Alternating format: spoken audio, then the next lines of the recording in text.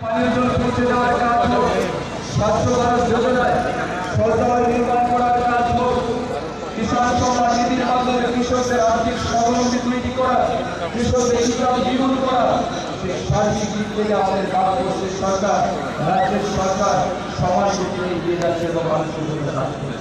যার ফলস্বরূপ আজ আমাদের দেশে 25 কোটি মানুষ গরিবের রেখা থেকে সেই লক্ষ্যে আমাদের ভারতবর্ষ এগিয়ে যাচ্ছে। সাথে আমরা অত্যন্ত আনন্দিত এই ছোট্ট রাজ্যের ত্রিপুরা একসময়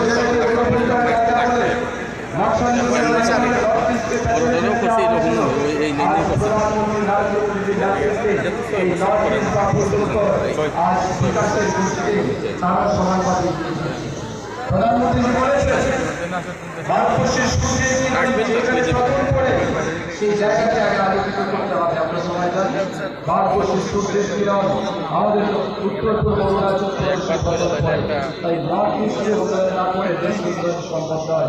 আমরা দেখছি মোদীজি দায়িত্ব নেওয়ার পর থেকে অ্যাক্ট ইস্ট পলিসিকে চেঞ্জ করে নর্থ ইস্ট পলিসিকে চেঞ্জ করে অ্যাক্ট ইস্ট পলিসির মাধ্যমে অষ্টলক্ষ্মী এই নর্থ ইস্টকে মেনে তার অভূতপূর্ব উন্নয়নের কাজ আমাদের রাখতে হবে। আজ ত্রিপুরা রাজ্য যেখানে ব্রডগেজ রেললাইন আমাদের স্বপ্ন ছিল, আজ আমাদের রাজ্যের প্রায় 18 থেকে 20টা রোড বানাতে আজ আমাদের রাজ্যের ভিতর দিয়ে যাচ্ছে। আজ আমাদের রাজ্যের মানুষ আগরতলাতে বসে আমবাসা কুমার